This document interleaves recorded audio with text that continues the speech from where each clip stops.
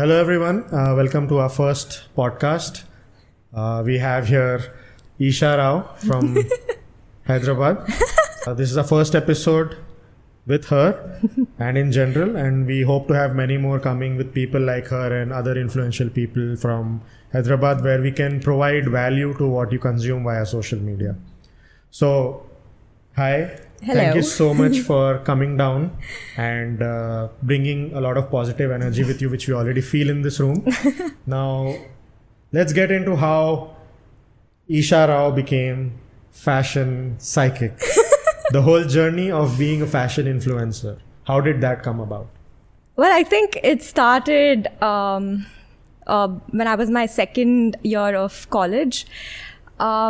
And I would regularly dress up and just post outfit of the days. I'd barely see you in stuff like, oversized t-shirts and stuff at the gym, but... So, honestly, that's where it came to be. A lot of my friends would tell or suggest me to start a fashion page or blog. And honestly, that's how it started. But even today, I think for me... I like to keep it very authentic and relatable. Even if you scroll through my Instagram, that's what you'll find. It's more of the daily outfits that I wear rather than taking on way too many brand collaborations. So that's something everyone can consume and learn something and apply in their lifestyle, basically. Yes. But then how did you learn the ropes of being a fashion influencer? Because when you started, I'm pretty sure you didn't have an idea of how people are going to receive it. Yes. But then you also jumped into the industry at a time where people didn't have an idea a career like this existed, and social media by itself was evolving. True. So when you came into the picture, Instagram was a baby compared to where it is right now. There were no reels. You didn't have these ways to track and crack an algorithm or something like that. So how did you learn your way through all of that and reach where you are today? I think the thing with Instagram is it's ever evolving and the algorithm's always changing. So I feel each day I'm still learning something new with it. So some tips for us. Actually, I feel the main tip is that, as I mentioned, I like to be as relatable and real as possible. I've noticed it from previous experience that anytime I post a picture which is, let's say, more professionally shot versus just on my iPhone, the iPhone one does better because I think people really like to see what's real rather than something which is too staged. Exactly. So content is king is what you're trying to say. Yes, content is king. And besides that, I feel hashtags are also really helpful. But you shouldn't ever overdo it with the hashtags. Just keep it to your niche and what is actually relatable. So basically, if a person wants to look up something fashion related, you keep it short and crisp. As to the first go-to tags, what anyone would type in? Not just that, what's actually there in the picture or the video, that is what I try to include in the hashtag. Let's say I post a picture in this outfit, then I say pink crop top, like hashtag pink crop top, hashtag oversized blazer. So that's how I go about it. Okay. And then now we also know that you're studying luxury brand management in the London. Right. So tell us about how did that idea come to your mind and why you chose to study that instead of just diving into your family business, that is real estate and construction. That's right. I think, the pandemic is what played a major role here. Of course. Yeah. I was in my final year. Still didn't finish my graduation, but there was a huge gap because of the pandemic. My friends and I were sort of thinking of what to do.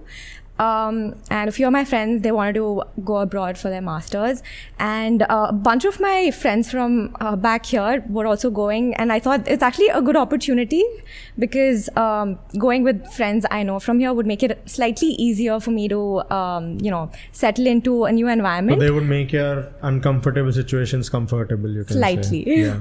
But there's also a lot of tea related to that. So yeah, and I knew I come from a nuclear family. We're all extremely close and tight-knit. And I was like, how do I convince my dad and my mom? But I think them knowing that I was going with a bunch of friends from here did make it relatively easy.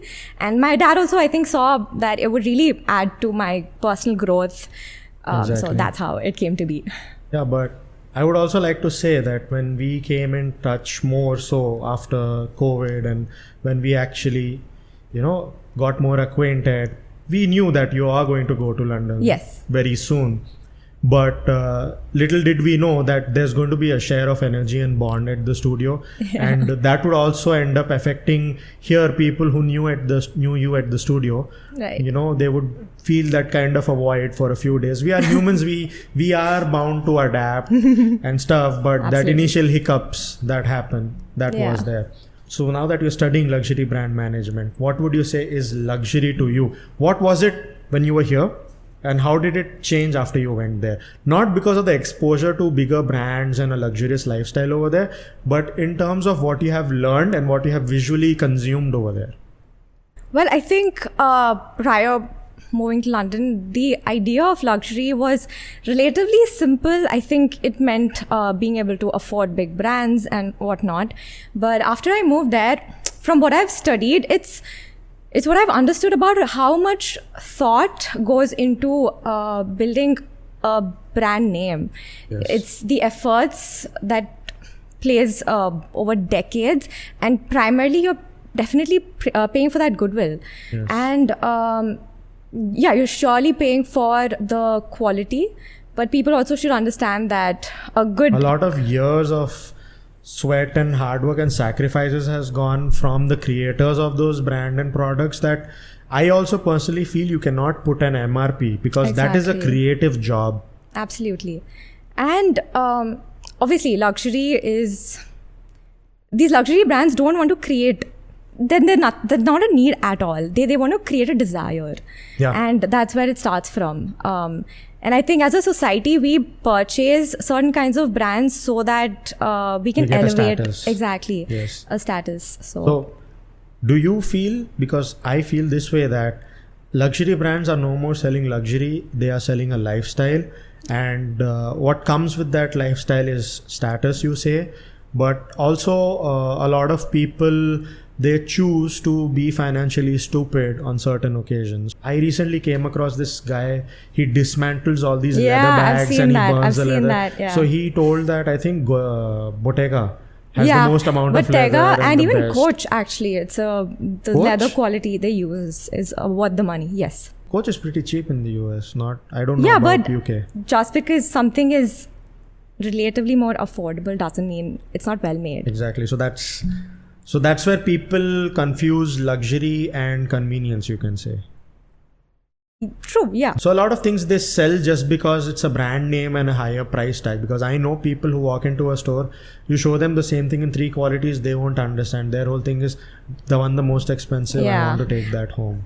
Exactly. And see, a lot of these brands such as Hermes, they try to create the whole sense of exclusivity by Yes. having long wait Exactly. lists So that's and their whatnot. way of selling lifestyle, saying it's exclusive, That's not what- everyone can get it. Yeah. Because I saw reels where people show, I have personally experienced it, people who work in stores like Gucci and stuff, I feel they are taught to behave a little snooty and rude to you so that to prove them wrong you buy. And that's what I did recently. The guy over there was not behaving well with me, and just to prove him, you know, Right.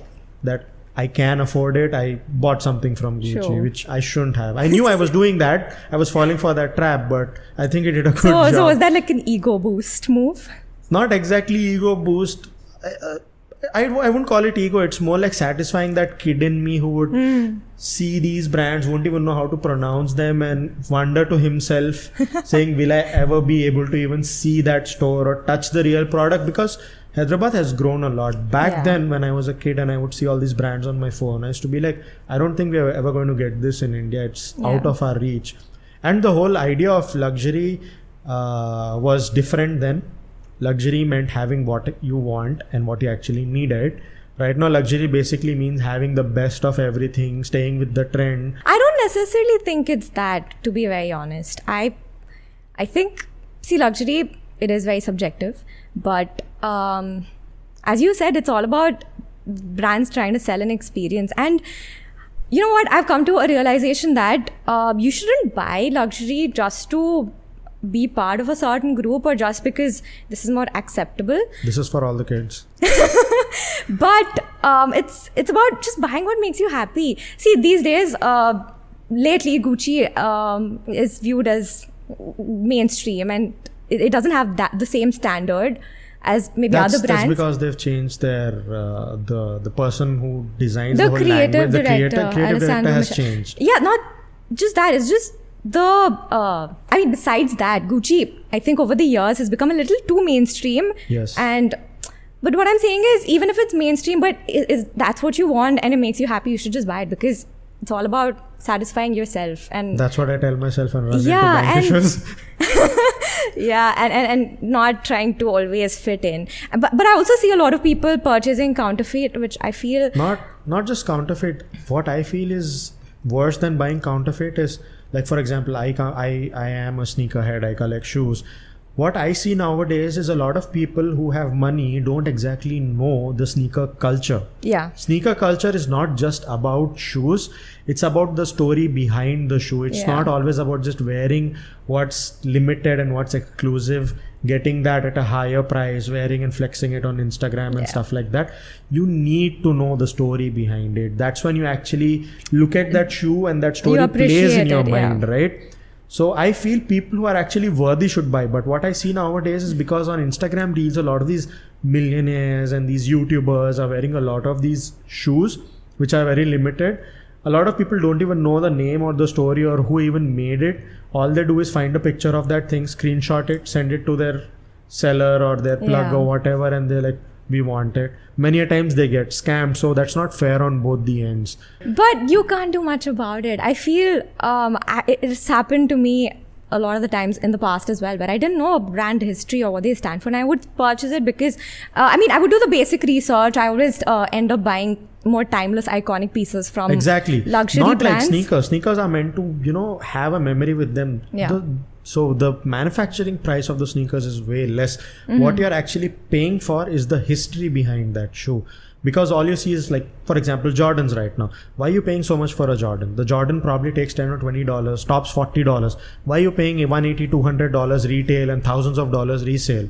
Because there's a legacy of Michael Jordan with it. Many people don't even know, why did Michael Jordan even, collab with Nike? Why did that shoe even come up? What year it came out? Stuff like that. They don't know. All they want is, this one came out this Saturday, I got it. That's I feel about like it. that's something which is going to not change as much, because But I feel it's going to saturate, because these brands have understood the pattern and they're coming out with a lot of shoes almost every other weekend. True, yeah. And they're doing re-releases. There was a time where it would release now, limited pairs, and that's it.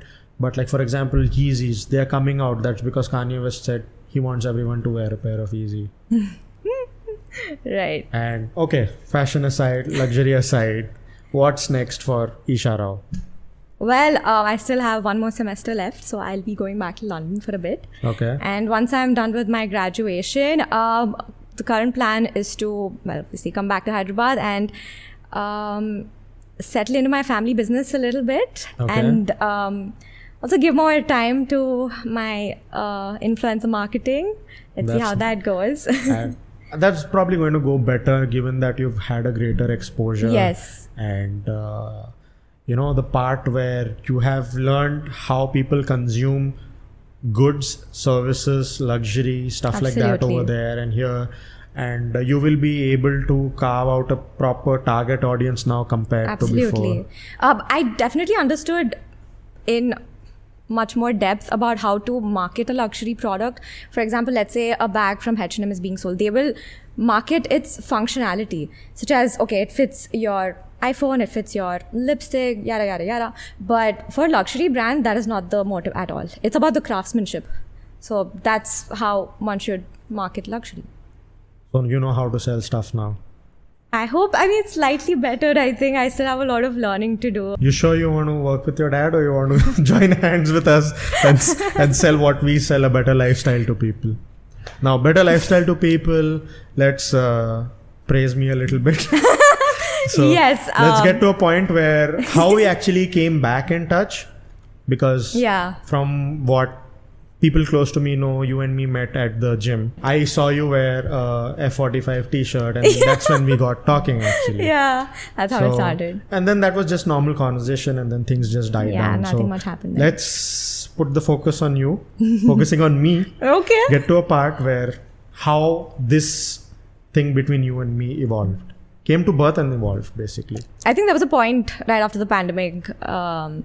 Most of us ended up being couch potatoes, and I'm like, okay, you know what? Enough is enough. I really want to focus on getting healthier, fitter, want a better version of myself.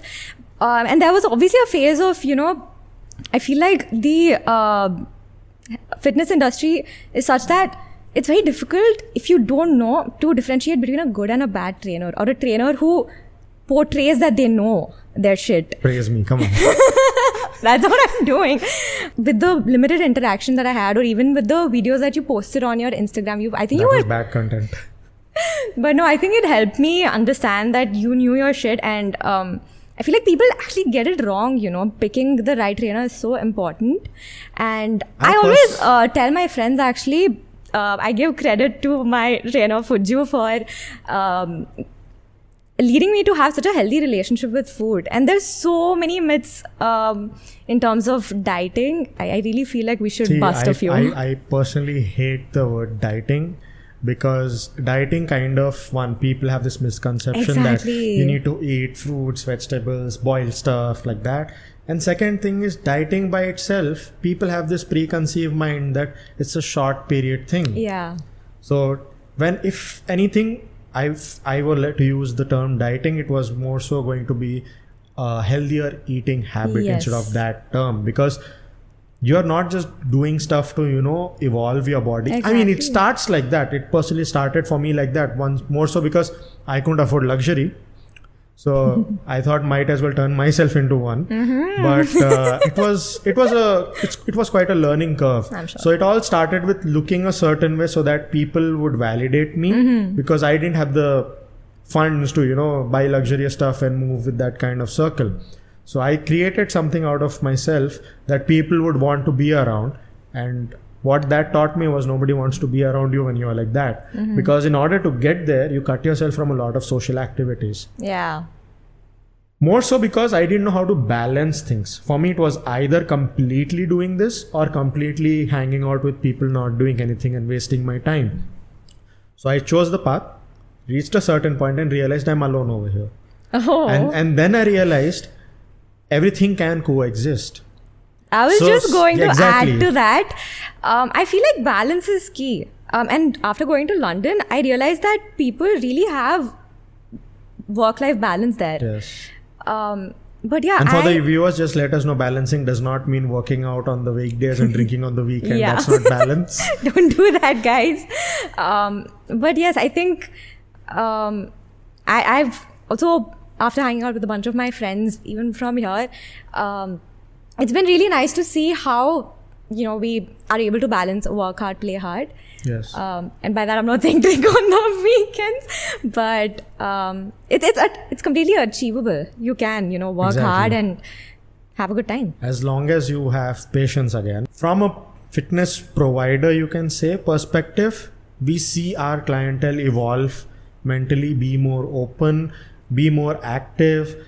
That is why we are seeing more gyms, we are seeing more memberships, we are seeing more technology, we are seeing more nutrition products and all of that. The industry is growing, huge every year.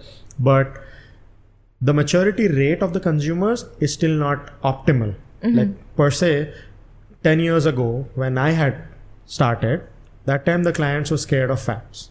Mm. You tell them anything fatty or lactic, basically dairy products, stay away. And then now they've come to an understanding that fat is fine. That's maturity. That's 2 steps forward. But I think it's also knowledge, right? The availability and accessibility. Not exactly knowledge. So it's information. It's herd mentality, you can say, in a manner. Why herd mentality? Because it was just one person screaming on top of their lungs saying fat is fine, fat is fine. Yeah. No one heard. Now when 10 other people started telling, that's what started, going about, trend. Now when they understood that fat is fine, things started going smooth. Then came in carbs is bad. Yeah. Now people just hate even touching a single gram of carb. So I also have a food business. When I send food to people, and many of the people, they know their stuff. Some people don't, and they talk to me about diet. I understand that I'm going to have to use a lot of patience and explain things to them. and I get a phone call saying, why are there carbs in my meal? And Yeah. I'm like, a car runs on fuel, you need carbs. So, but yeah, the positive part is a lot of people are open to listening, trying, seeing through the result, whether they're getting it or not, and then coming to a consensus. Yeah. Now, what is also happening is that herd immunity is two-way now. First, it was just the trainers influencing the clientele. Now it is also clientele influencing other clientele. Absolutely. So if one person has actually tried something and it has actually worked because of their mindset being more open Yeah. to consume what the provider is telling them, they are going and passing that on forward. So that Word is of mouth helping is out. the best way of marketing, actually. There's a certain level of trust with your trainer. That is only when you're able to, I feel. Exactly. So my Unlock whole that. point is this. Just like how I don't like the word diet, I don't like the word trainer, because when you say trainer, you're just talking about someone who's training you for something Yeah. in vague language. But when you actually hire a so-called trainer, you're actually hiring someone who is with you in a journey to transition you from a certain way of living to another. Right. So the word trainer just doesn't do justice. Yeah. If the trainer is sticking to the terms and the requirements of a trainer, then he's not the right person. What you actually need is someone who coaches you, who is also your friend, who can also talk you through bad situations, because you spend that 1 hour at the gym to train with him. You probably spend half an hour each way to travel to the gym. Yeah. You spend at least half an hour before and after the gym, either to get into gym clothes or going back home, freshen up and change of clothes, take a meal, Yeah. and then continue with your day. So you're spending good 4 hours.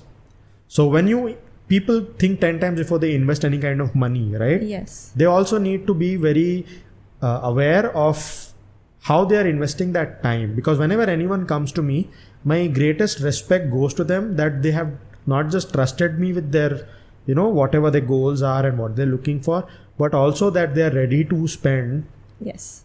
almost 1/4 of their day just to come see me Yeah. for 1 hour, and that too for what? They're not going to come sit, chill and go. They're going to go through all that hassle, come here, work hard. Exactly. I'm just going to, be around with them, help them push, but they're going to do the work, and then they're going to go back and carry on with their busy day. Yeah. So what I really respect is that, and I show gratitude to other people from my industry who do that, because in today's day and age, trainers, all they want is validation, and next thing they want is all your money. Yeah. So as long as you provide people what they want, they will. Now, you can also tell, okay, fine, once your client learns, because my whole approach is teaching the client. I don't want the client to be dependent on me all the time, because I don't want to babysit people. Of course. They're like, then how is the client retention going to happen? So my idea is this, plain straight simple. We are the biggest population in the world right now. Yep. So that clearly means you have a ready clientele. Yeah. Every minute you have a ready True. clientele. So all you have to do is teach and move on, and they will do the rest. They will teach others. Yeah. Adding to that, I was able to follow the diet even in London. So I think it was all about understanding. You taught a very sustainable diet, or if there's a better word, tell me, I will use that. But I think it really goes to show that you try to understand your client's lifestyle. Yes. And you try to really place yourself in their shoes, and you keep asking our preferences, our likes and whatnot. And I think that obviously develops a diet which is very, very sustainable in the long run. Exactly. Why I ask those questions is not just to understand, but when I ask those questions stay with you. Exactly. You reach a point where you start questioning yourself, you start self-analyzing, and you find majority of the solutions. Now that also translates into your way of thinking apart from just working out. Because a lot of times our question, even if we question ourselves, they always end about why didn't this certain thing happen how I expected it to be. Yeah. You never dive into the greater questions of why did you expect that and how did you work to it. Just having a why didn't things go through as you expected them will not reap you any result. It's just going to leave you with a pondering mind, and then you're going to call yourself a philosopher of sorts with no results. True. That's right. So the big money question. Eventually, after you come back here, how do you plan on applying what you've learned over there into your family business, given that both of them are poles apart industries? Actually, they're not that far off. Luxury is not just the fashion industry. It is the automobile, hospitality, so on and so forth. And I think with the pandemic, a lot of people have realized that they want to be surrounded in an environment that also is a reflection of themselves and also maybe like elevates how they feel. And I think people are realizing much more that the space is one perfect way to encapsulate who they are as a person, and obviously to bring in a lot of luxurious elements too.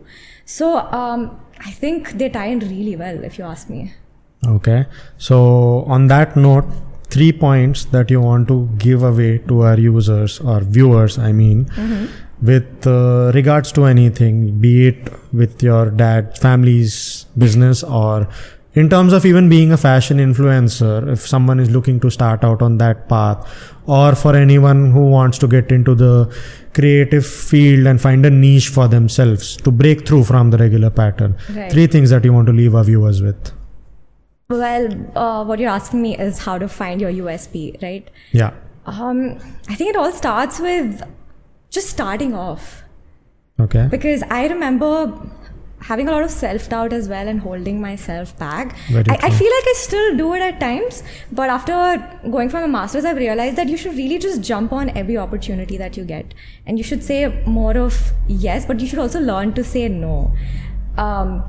Because when you learn that, people will start respecting your boundaries. But besides that, one suggestion I have is, it's not necessary that you always follow trends, because when you do, you're just, I think you're writing it on yourself that you'll be short-lived. You are just another. Exactly. Yes. So try to always do something which really resonates with what you are deep down. I'm actually a very private person. I think what I share on my Instagram is probably just 5% of it. You know your parents are watching this, right? No, but even about my personal life, there's not a lot of things that I share, right? True. So, you know what, I like to keep it that way. I'm more of a very low-key influencer, and I think I'm going to keep it that way. And I think that should fare well as long as you are very authentic and real to your users. Exactly. Does not mean you expose every part of your life. Absolutely. Whatever you give them authentic, and they will consume that. Absolutely, that is true. Okay, on that note, it's time for something fun. So we're going to have 2 different rounds. Round 1, I'm going to say 5 words, and you're going to come up with the first thing that comes to your mind. And round 2 is going to be, he is a 10, but, and you need to react to that. So, and then you do the same to me as well. Done. Sure. Are you ready? Born ready. Okay. But you're a RAO. Okay. So, first word, family. Home. You need to be quick. London. Growth. School. Second home. Workout. Discipline. Me. Okay. Last one, I'm going to keep it a little controversial with what's going on social media. Andrew Tate. What's your views on him? Misogynistic. Okay. What does misogynistic mean? It's having a prejudice against women. Okay. Fair enough. I feel like mine is more basic, but it's okay. Go for You give it. me controversial answers. Fitness industry. Needs to grow. Passion to you. Being yourself. Discipline. Work. Food. Sushi. Sorry? Sushi. Ah, okay. Okay. So round 2. I have one more left, yeah. Okay. Jaldi kya hai? Relationships. Personal growth. Okay. All right. Nice. Now round 2. It's going to go like he's a 10 but, and then Yeah. so on, right? He's a 10 but wears fake products. As in fake stuff, fake shoes, fake clothes. 3. Because why are you trying so hard to fit in? It's just fine. Buy what's in your budget and own it. Makes sense. He's a 10 but has bad taste in women. Bad taste is subjective. Let's just say you don't happen to like his taste in women. Then.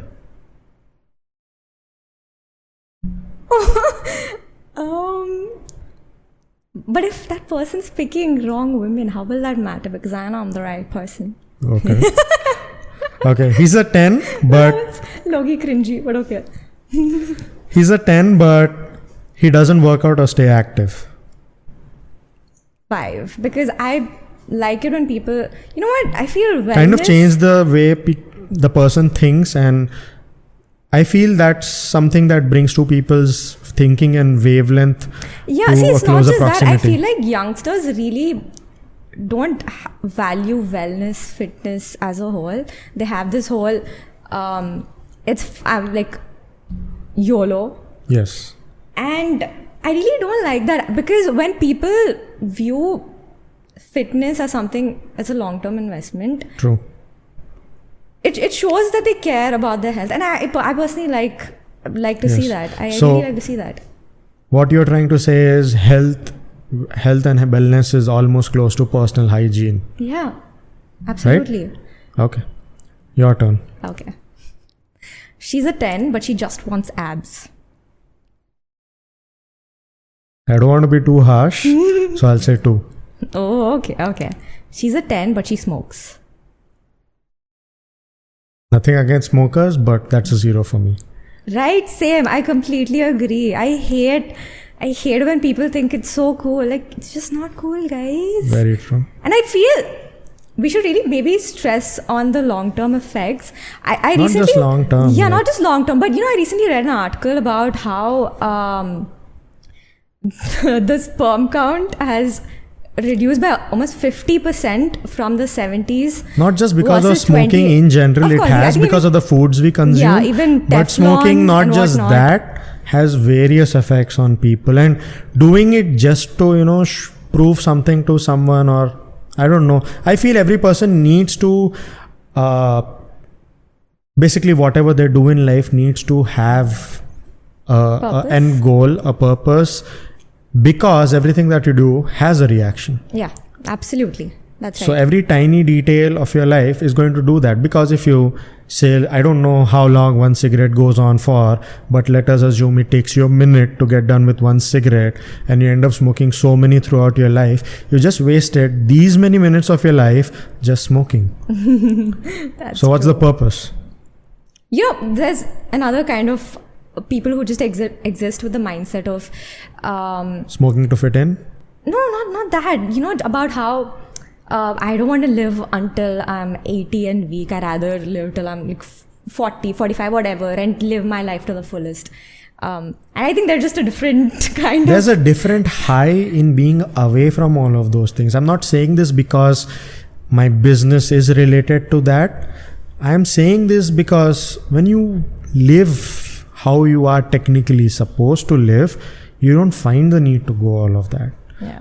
That's one of the reasons I have never been into any such activities, and more so I like having control over my mind. Absolutely, I completely That's agree. my greatest power, I feel. That's my strongest suit. That's a part of my personality, that I have control over my needs and wants and so on and so forth. There have been instances where we all have had, where people have tried to talk us into or force us and all. Luckily for me, I have carried myself in certain way that no one has had the guts to come to me and try to pressurize me or try to play those petty games with me saying, oh, you're a baby, you don't do this, you don't do that. I have carried myself in a way. It mostly comes down to you, how you carry and how you deny that the person does not come back to you again. Absolutely. Instead of creating a scene and then people being afraid of you, I feel just like they say, how people view you and respect you is down to you. How approachable you are with regards to every topic in life also comes down to how you carry yourself. True. I completely agree. I've also had multiple instances. A bunch of my friends vape, smoke.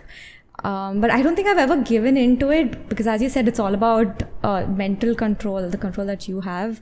Exactly. And I completely agree. She's a 10 but shows off on social media. Who are you talking about? So showing off comes with different things. Like, for example, not just women, even men show off, right? Yeah, of course. So showing off for me is not always about flaunting wealth or something. I mean, if someone's trying to show off their achievements that cannot be bought, Yeah. monetary or anything, is something that is very rare to achieve with your own hard work and goodwill and stuff like that. Certain things, okay. But I don't like also people who show off not just their cars. There's a lot of people who show off them doing charity. They're doing a good deed, Yeah. but by showing that off, they're making that a big zero.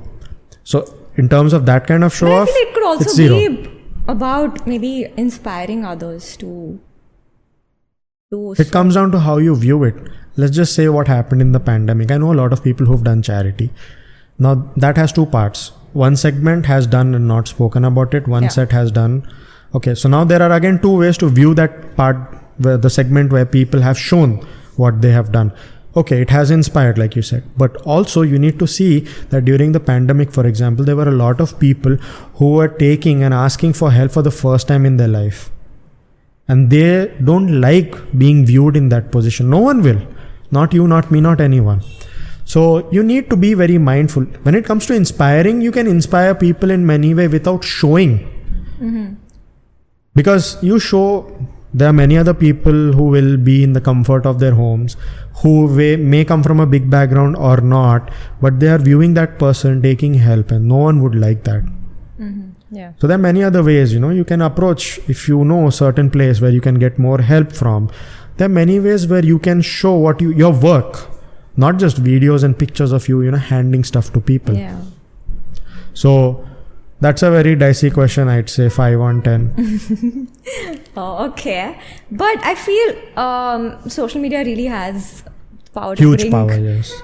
people together, and also, of course, I think everything has its pros and cons. How do you think for fitness, how would you want to use it to the right things? Because sometimes we see a lot of celebrities still tuning their bodies, blah blah blah. And I feel it actually really does affect a lot of the youngsters. True. So I have worked with a lot of celebrities, big time, small time, whatever you want to call them. I would like to call them talent. Yeah. Okay. So for them, it is a part of their work. Let's just say one of the celebrities wanted to look a certain way quickly, and they have achieved that. Now that sets an unrealistic goal for a normal person whose business or work does not require for them to look a certain way. But for us, that industry, the talent industry, is something that we are in awe of. The smallest thing that they do is like, oh my God, for us. True. Right? First thing that does is set unrealistic goals for them. Second thing what it does, that's good, that it inspires them to chase what they want. True. Right? But then because of that unrealistic nature of it, people start to, hop on stuff, use stuff into their body which they are not supposed to, which a lot of kids these days don't understand that what they're doing it is bread and butter for them. Exactly. These kids need not do that, because them going to the gym or not, they're still going to have food on their plate. Yeah. Right?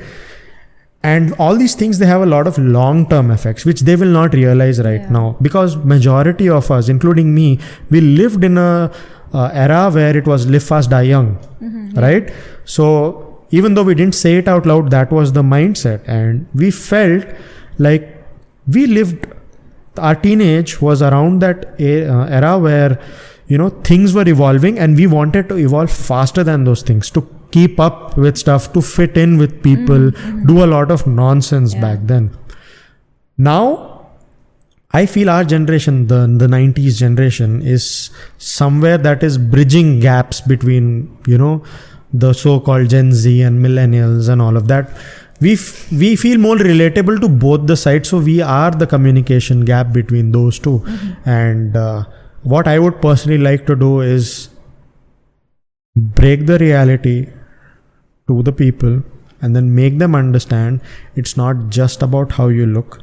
It's not just about who has a better body. Yeah. It's not just about who can endure more pain. It's not just about who can be a one-man army.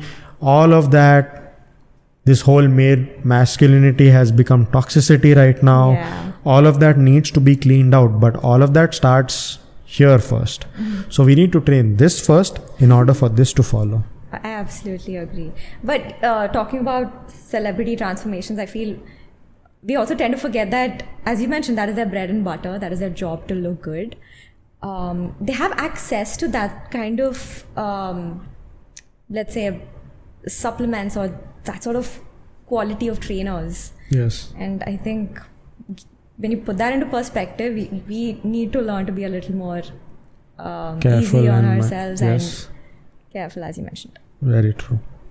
Hope you guys like our content. We've put in a lot of hard work into this, and apart from that, a lot of gratitude and thank you for being a part of this with us and being so accommodative for what we're doing, and for your unspoken support and positive energy towards us always. Thank you for having me, and I'm honored to be the first guest of your talk show, your Much podcast. obliged. Do like, share, Comment and subscribe to Project U. and don't forget to hit the bell icon to get notified whenever we come out with a new video.